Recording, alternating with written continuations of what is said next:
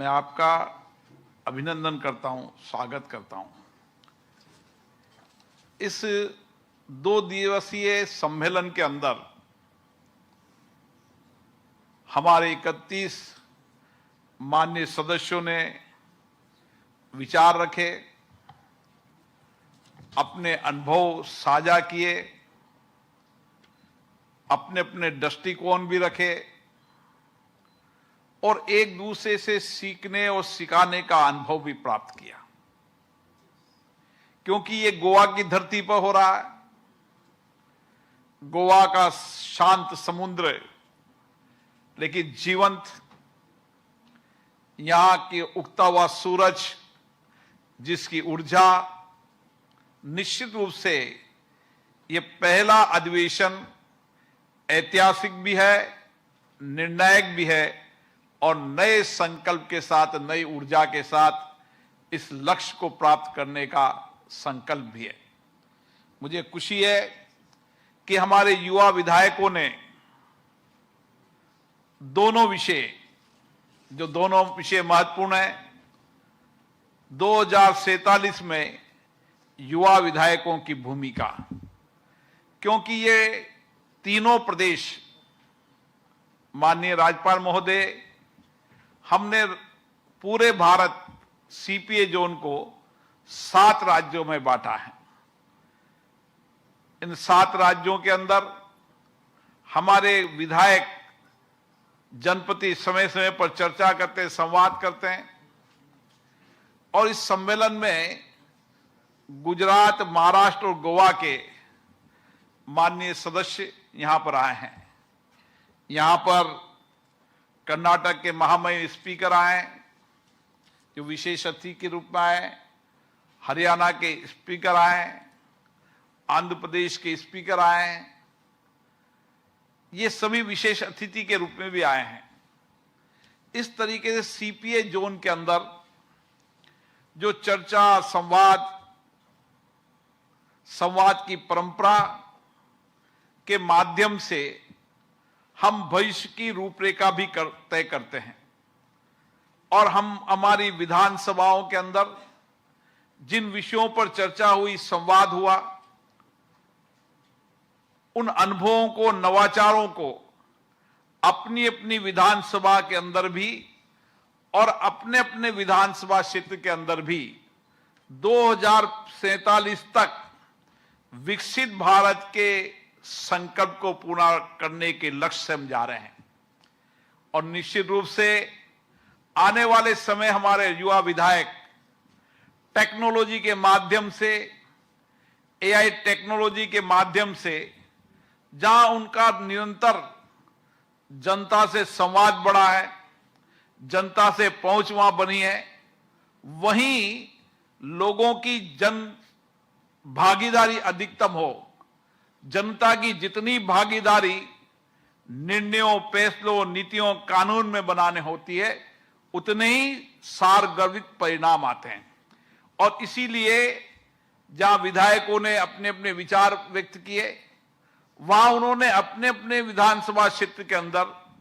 और राज्य विधानसभाओं के अंदर भी जो 2 दिन तक इस सम्मेलन में जो अनुभव, नवाचार प्राप्त किए, उसके आधार पर 2047 तक हम विकसित भारत के इस संकल्प को पूरा करने का काम करेंगे। दूसरा विषय भी महत्वपूर्ण है, व्यापार, उद्योग, पर्यटन और उसके साथ पर्यावरण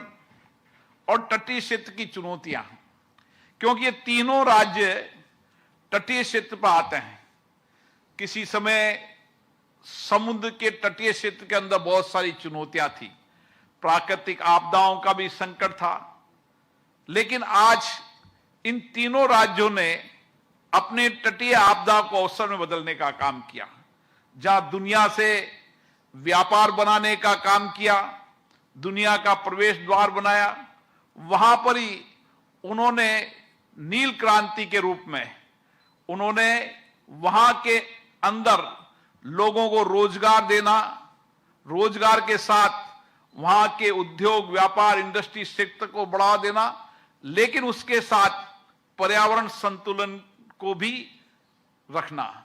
इन तीनों विषयों के साथ पर्यटन, आज गोवा दुनिया का सबसे ज्यादा पर्यटन के रूप में आकर्षित राज्य है। देश और दुनिया के पर्यटक यहां पर आते हैं और जिस आतिथ्य भाव से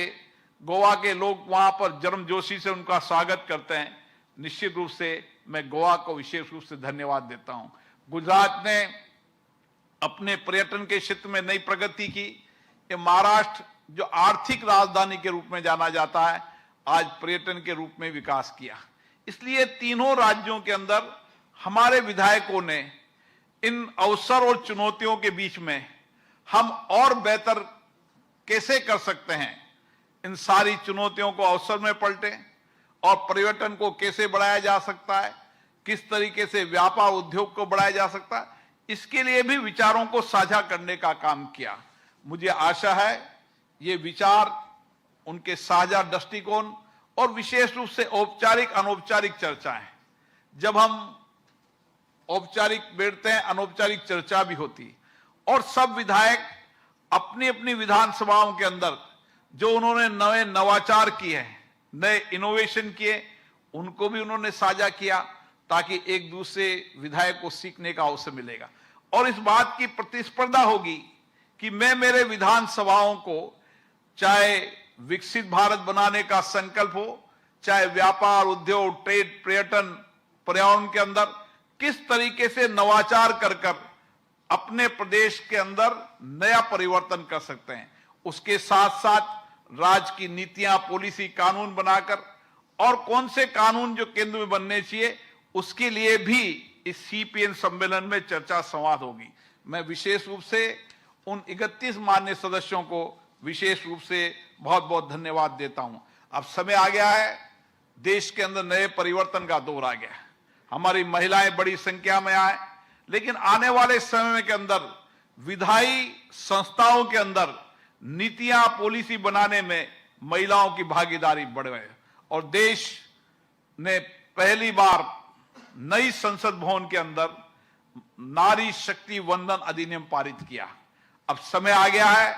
कि राज्य की विधानसभाएं हो, चाहे लोकसभा हो, चाहे पंचायत नगर पालिकाओं के कई राज्यों के अंदर 33% और कई राज्यों के अंदर 50% अभी भी आरक्षण है। आने वाले समय में पंचायत से लेकर दिल्ली की पंचायत तक विधायी संस्थाओं के अंदर महिलाओं की भागीदारी बने ताकि वह नीतियां बना सके, पॉलिसी बना सके। महिलाएं संवेदना से काम करती है, उनकी संवेदना हम सब जानते हैं। इसलिए जब विधायी संस्थाओं में उनकी भागीदारी होगी तो निश्चित रूप से कानून बनाते समय उनके महिलाओं के हित को भी विशेष रूप से ध्यान रखा जाएगा। इसलिए आने वाले समय के अंदर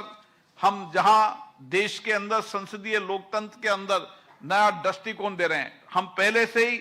दुनिया के वो देश हैं जहां संविधान बनने के समय ही सबको मत का अधिकार